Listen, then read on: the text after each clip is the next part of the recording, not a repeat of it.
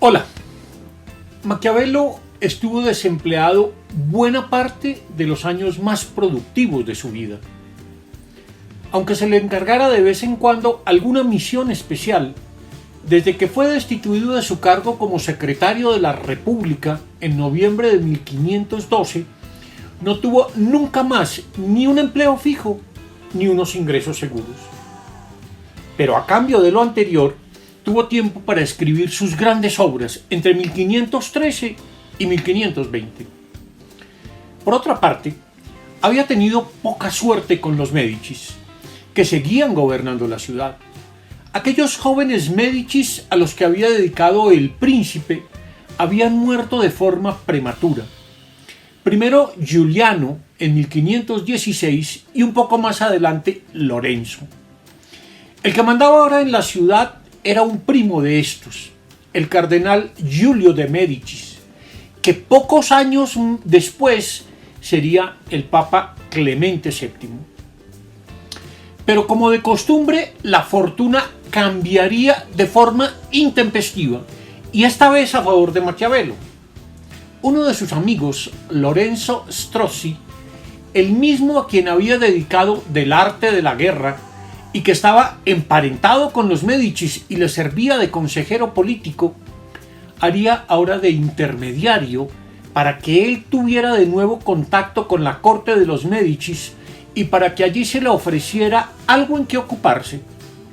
Aunque no era un cargo fijo, sino un encargo intelectual, el ofrecimiento caía en el campo de competencia de quien dominaba los estudios humanísticos. Maquiavelo debía escribir la historia de su ciudad, Florencia.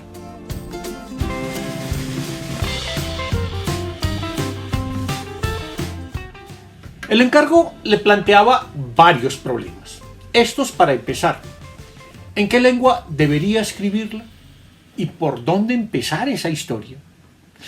Pero había otros problemas más complejos.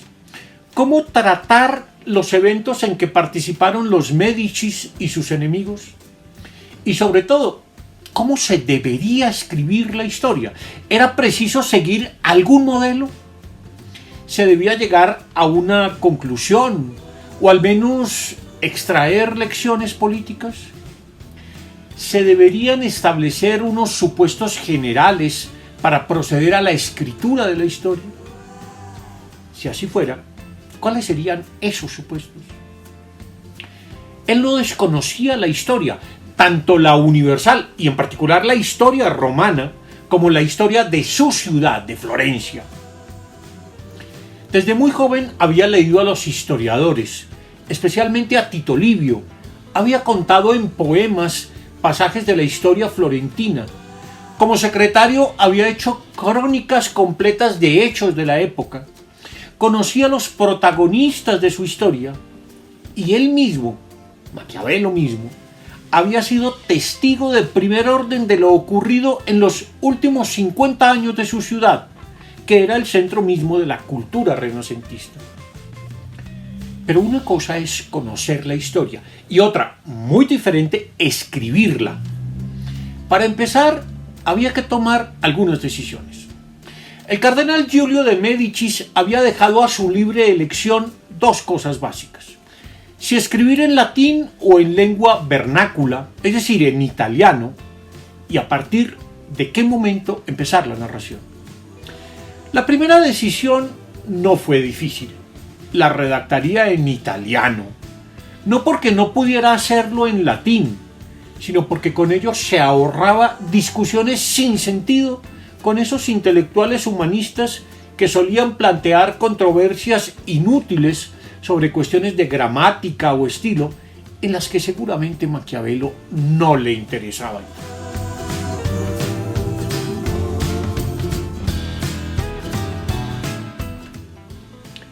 El otro asunto era más complejo. ¿Por dónde empezar? Sin duda, a la hora de contar la historia, aquello que se tome como punto de partida marca de forma definitiva el modo como se hará el relato, pues tal decisión implica ya, por sí misma, una valoración de los acontecimientos que se pretenden narrar. No es lo mismo, por ejemplo, contar la historia de Colombia partiendo de la conquista española o de las guerras de independencia, que hacerlo tomando como punto de partida los mitos de los chibchas.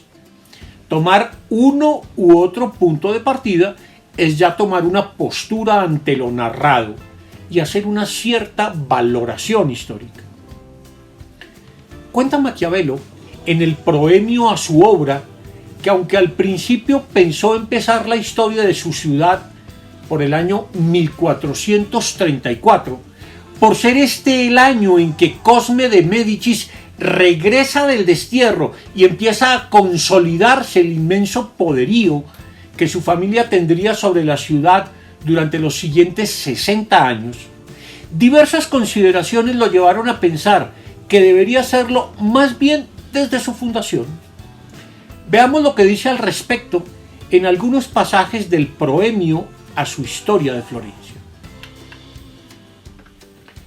Era mi intención, cuando en un principio me decidí a escribir las empresas del pueblo florentino dentro y fuera de sus fronteras, comenzar mi narración partiendo del año 1434 de la era cristiana, año en que la familia de los Médicis, gracias a los méritos de Cosme y de Juan, su padre, alcanzó más autoridad que ninguna otra en Florencia, y ello porque excelentes historiadores habían narrado ya detalladamente todos los sucesos anteriores a dicho año. Pero habiendo leído diligentemente sus escritos para ver qué orden y método habían seguido, y procurar imitarlos para que nuestra historia fuera mejor gustada por los lectores, he visto cómo, al describir las guerras de los florentinos con los príncipes y pueblos extranjeros, han sido realmente diligentes, pero en cambio, en lo que se refiere a las discordias civiles y rencillas internas y a las consecuencias que de ellas se han seguido, han silenciado totalmente una buena parte, y otra parte la han narrado tan sucintamente que no puede proporcionar a los lectores utilidad ni placer alguno. Tampoco consideraron que las acciones que son grandes de por sí, como son las de los gobiernos y las de los estados, se realicen como se realicen y tengan el fin que tengan, parece que siempre proporcionan a los hombres más honra que mancilla. Habiendo yo considerado todas estas cosas, ellas me hicieron cambiar de plan y decidí comenzar mi historia desde los orígenes de nuestra ciudad. Pero puesto que no es mi intención meterme en terreno de otros, solo describiré con detalle hasta el año 1434 los sucesos internos de la ciudad, mientras que de los externos no diré más que lo que sea necesario para comprender aquellos. Luego, a partir de 1434, hablaré detalladamente de los unos y de los otros. Todas estas cosas quedarán comprendidas en 4 libros. A partir de ese año, se narrarán detalladamente los acontecimientos ocurridos dentro y fuera de Florencia hasta nuestros días. Es así como Maquiavelo ofrece a sus conciudadanos una visión de conjunto de la historia de su ciudad desde su fundación hacia el siglo I a.C. hasta el año 1492, en que muere el magnífico Lorenzo de Médicis, aunque poniendo como eje de toda la historia ese 1434 en que los Médicis consolidan su poder.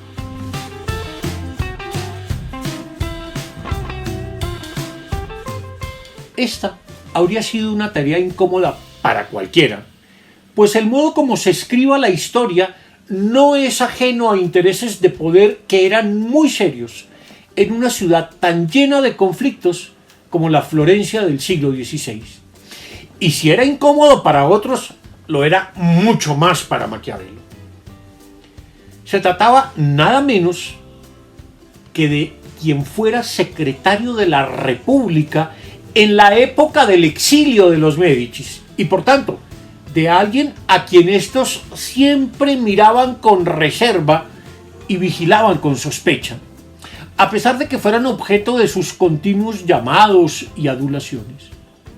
Ese mismo Maquiavelo era además un participante regular de esas tertulias en los jardines de Cosimo Rucellai, en donde alguna vez se fraguó una conspiración anti-Medici. Y quien le había encargado de escribir la historia de Florencia era un miembro de los Médicis, que en 1513 ya era cardenal. En 1520 era el hombre fuerte de Florencia y para 1523 sería nada menos que el Papa Clemente VII.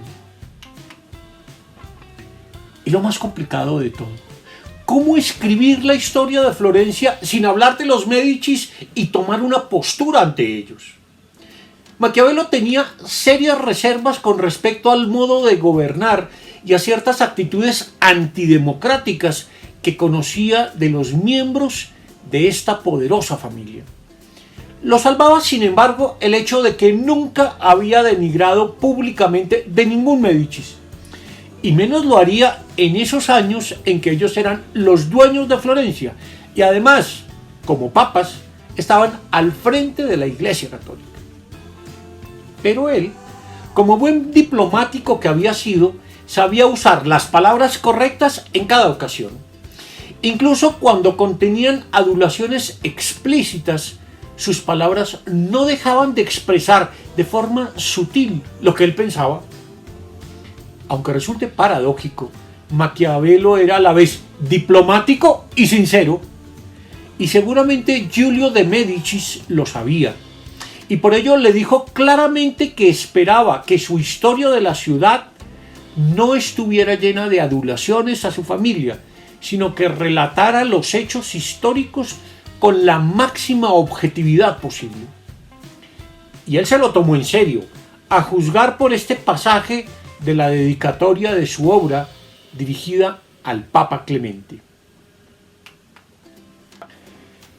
Pero aunque vuestra santísima beatitud, recordemos que Maquiavelo se está dirigiendo a la ahora Papa Clemente VII, aunque vuestra santísima beatitud me advirtió de modo especial y hasta me mandó que refiriera a las empresas de sus antepasados en términos tales que se viera claro que al hacerlo estaba libre de todo afán de adulación, pues lo mismo que os gusta oír de la gente las alabanzas sinceras, os disgustan las falsas y gratuitas. Temo mucho que al hablar de la bondad de Juan, de la sabiduría de Cosme, del humanitarismo de Pedro y de la magnificencia y prudencia de Lorenzo, pueda parecer a vuestra santidad que he transgredido esas órdenes. De ello os pido excusas, y las pido a todos aquellos a quienes dichos relatos puedan no agradar por parecerles poco objetivos. Pero puesto que yo he encontrado llenas de alabanzas hacia ellos las memorias de cuantos en épocas diversas las han escrito, no me quedaba otra alternativa aquí que o describirlas tal como yo las hallaba o silenciarlas infielmente.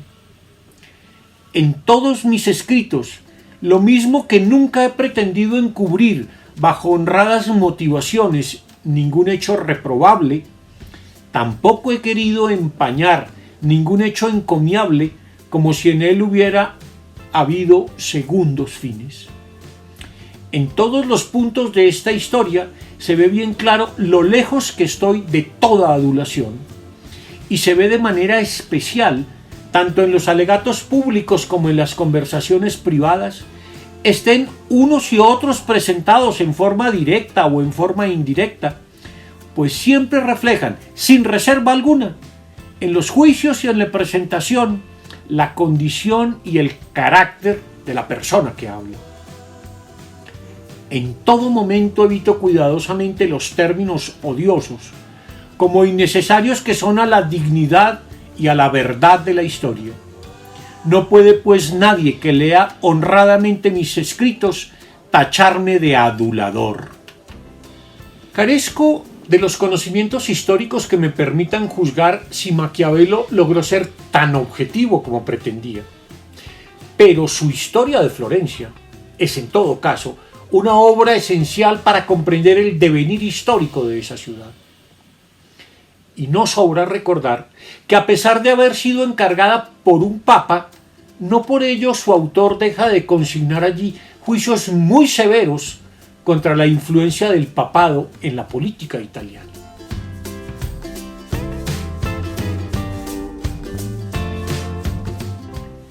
No entraré aquí en los detalles de esta obra de Maquiavelo, pues no es el mío un interés histórico. Me interesa Maquiavelo como pensador más que como cronista. Me interesa, por tanto, su concepción de la historia y del trabajo del historiador, más que la historia misma que cuenta. A propósito de ello, él no fue en sentido estricto lo que hoy llamamos un historiador, y menos un historiador científico. De hecho, no contaremos con una historia propiamente científica hasta el siglo XVIII. Para nosotros, un historiador debe ser objetivo, en cuanto presenta los hechos y no toma partido en los asuntos históricos, aunque defienda tesis que pueda sustentar con sus investigaciones. Y sobre todo, lo que cuenta un historiador debe ser verdadero, ya que puede ser corroborado a través de fuentes que resulten confiables. Sin embargo, los supuestos con los que él escribía la historia eran bien distintos de los nuestros. Eran más bien los de la historiografía clásica, desarrollada por los humanistas de su época y que podremos resumir en 3 preceptos básicos.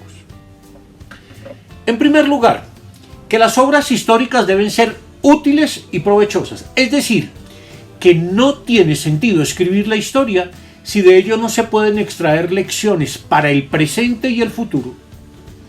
De hecho, él mismo, Maquiavelo, siempre intentaba extraer lecciones generales de los hechos históricos particulares, a la vez que probar con ejemplos históricos específicos sus pensamientos más universales. Más aún, disponía los hechos históricos de acuerdo con las que consideraba las verdades más generales que de ellos se pueden extraer, como es claro para quien lea El Príncipe o los discursos sobre la primera década de Tito Livio o, por supuesto, la misma historia de Florencia. En segundo término, lo esencial para el historiador debe ser el carácter ejemplar de los hechos históricos. No se trata de contar todos los hechos, sino solo los que tienen algo que enseñar, porque nos previenen contra errores posibles en el presente y futuro, o porque nos estimulan para realizar acciones gloriosas. En tercer lugar, el relato histórico, de acuerdo con lo anterior, debe ser más que objetivo y verdadero, realmente convincente. Y esto depende ante todo del modo como se escriba la historia, es decir, del estilo de escritura.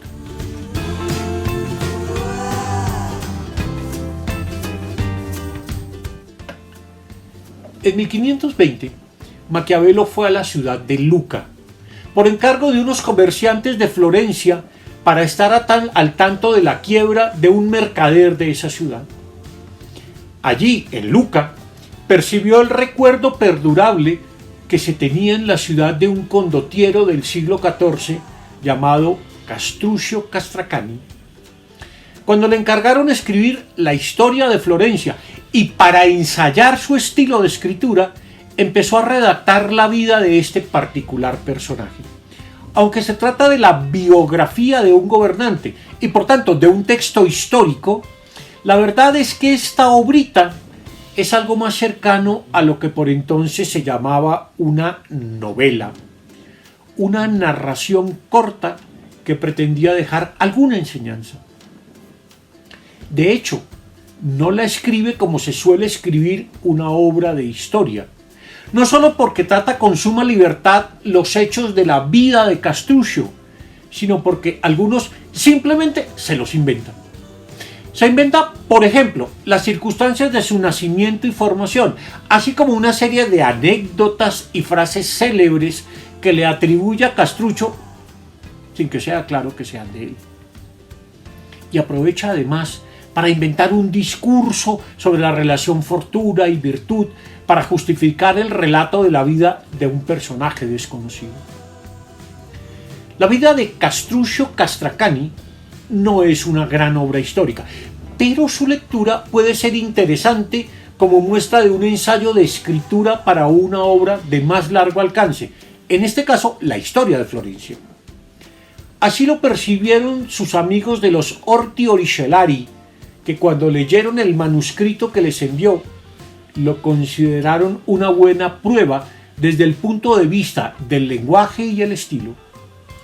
La elección del personaje, además, parecería una nueva forma de recordar a todos el príncipe que estaba esperando Italia. Fue pues Castruccio, dice Maquiavelo, por lo que se ha demostrado, un hombre no solamente raro para su tiempo, sino digno de las virtudes de los tiempos antiguos. Era más alto que lo normal y de miembros simétricos. Tenía tanta gracia en el aspecto y trataba a los hombres con tanta humanidad que a nadie dejaba descontento. Sus cabellos eran rojos y los llevaba cortados sobre la oreja, y siempre, aunque lloviese o nevase, llevaba descubierta la cabeza. Era grato con los amigos, terrible con los enemigos, justo con los súbditos, infiel con los extraños. Nunca intentó vencer por la fuerza cuando podía hacerlo con fraude, ya que decía que era la victoria la que traía la gloria y no el modo de lograrlo. Nadie fue más audaz para entrar en el peligro ni más cauto para salir de él. Solía decir que Dios amaba a los hombres fuertes, porque siempre castiga a los impotentes con los potentes.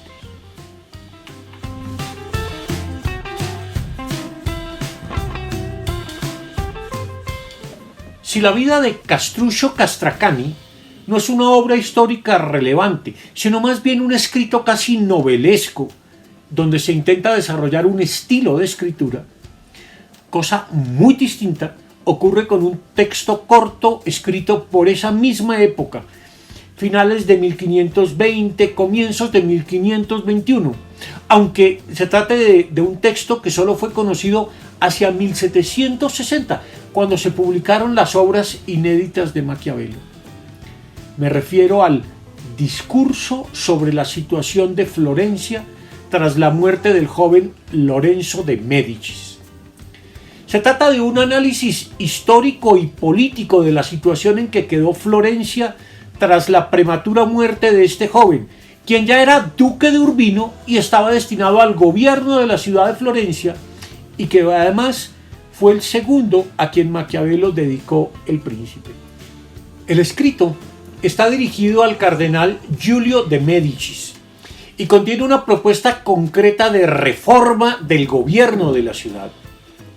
Dado que la ciudad ha quedado en manos de dos miembros de los Médicis, que son dignatarios eclesiásticos sin descendencia, el uno el papa, el otro el cardenal y futuro papa, propone volver a una vieja idea suya, la de una república popular, lo que supone restaurar el Gran Consejo, que había sido abolido por los Médicis en 1512, así como una alianza entre el pueblo y los partidarios de los Médicis en contra de la oligarquía florentina. El tono general del escrito queda ya definido desde su primer párrafo, que dice así: la causa de los frecuentes cambios de constitución en Florencia consiste en no haber sido nunca ni republicana ni monárquica, con las cualidades genuinas de cada una de estas formas de gobierno, porque no se puede llamar monarquía estable donde las cosas se hacen según lo que quiere uno y se deliberan con la opinión de muchos, y no puede ser república duradera la que no satisface los humores que, si insatisfechos, arruinan la república. Esta verdad la demuestran los cambios operados en Florencia desde 1393 hasta ahora. Y bien, Maquiavelo escribía de todo. Bueno, de todo lo que tuviera relación con la vida de su ciudad. Él vivía por entero para su patria, Florencia. No era extraño que se inmiscuyera incluso en una disputa más bien teórica sobre el origen de la lengua y particularmente sobre si el italiano tenía su base en el lenguaje de su región, la Toscana. De dicho debate sobre el origen de la lengua italiana nos ocuparemos en nuestro próximo video. Hasta pronto.